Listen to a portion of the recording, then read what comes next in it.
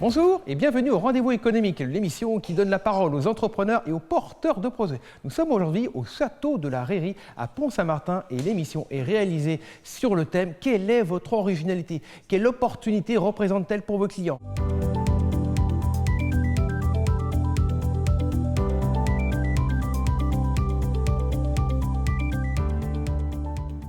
Mon originalité de travailler sur le corps, c'est de retrouver l'énergie, c'est de réveiller une énergie parfois endormie. Donc je vais utiliser une philosophie particulière que j'apprécie, le Tao, et la philosophie aussi du Tantra, pour ramener vraiment la personne dans son corps et conscientiser qu'il y a de la vie, qu'il y a du mouvement et que ça...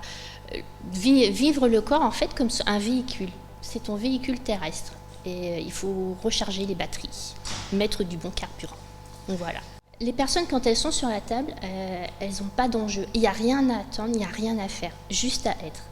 Donc à partir de là, les mains, mes mains ont juste à écouter ce qui se passe dans le corps. Et en fait, c'est le corps de la personne qui va raconter sa propre histoire. Donc, on va dire que mes mains vont permettre au corps de se dévoiler. Peut-être c'est ce côté magique.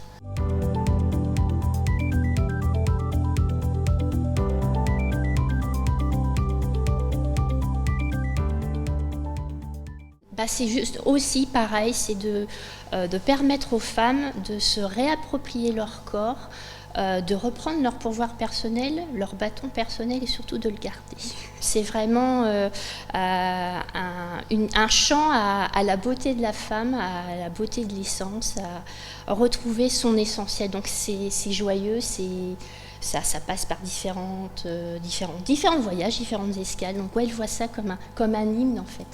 J'ai une cliente ce matin à qui j'ai envoyé la vidéo de la dernière fois et qui s'est retrouvée dans ce que je disais en disant que j'attendais de voir ce qui était mûr prêt à bouger et le mur aussi dans le sens des fois on rentre dans un mur et l'idée n'est pas de rentrer dans le mur, c'est de pouvoir s'arrêter à temps. Allez, on va l'observer et qu'est-ce qu'on peut faire avec ? On le passe, on le traverse et c'est vraiment ce qui est juste à ce moment-là pour la personne.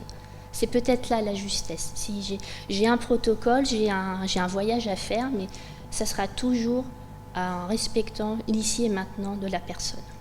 Je suis vraiment à l'écoute de la personne. Toujours dans l'idée d'être dans son corps, dans son ressenti, retrouver aussi l'amour de soi-même, l'ouverture de son cœur, l'ouverture de son corps, et en renouant avec soi-même, c'est plus facile après de prendre sa place et aussi de lier de tisser des liens avec l'autre, avec les autres.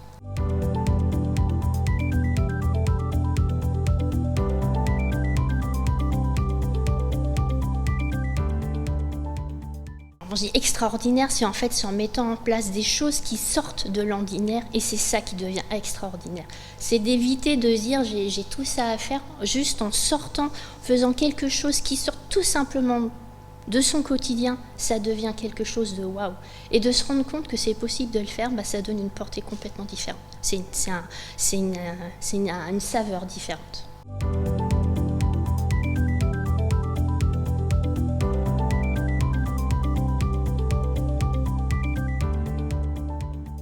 En fait, c'est vraiment de remettre la personne déjà dans ses pieds, dans sa structure, de lui montrer qu'en fait, il n'y a pas besoin de savoir enchaîner des routines. Le corps, il sait faire et on a juste à le laisser aller.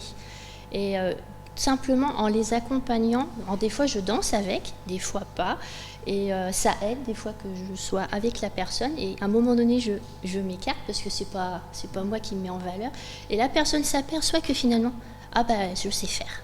Et là, je vois le visage qui s'illumine et c'est top. Toujours écouter ce qui se passe à l'intérieur, ce qui est juste pour la personne. Et la danse est un outil très puissant là-dessus. On se rend compte que des fois, il y a des blocages, des questionnements. Écoutez, moi, je travaille beaucoup avec le bassin. qu'est-ce qui se passe dans le bassin, quelle est l'histoire qui se raconte.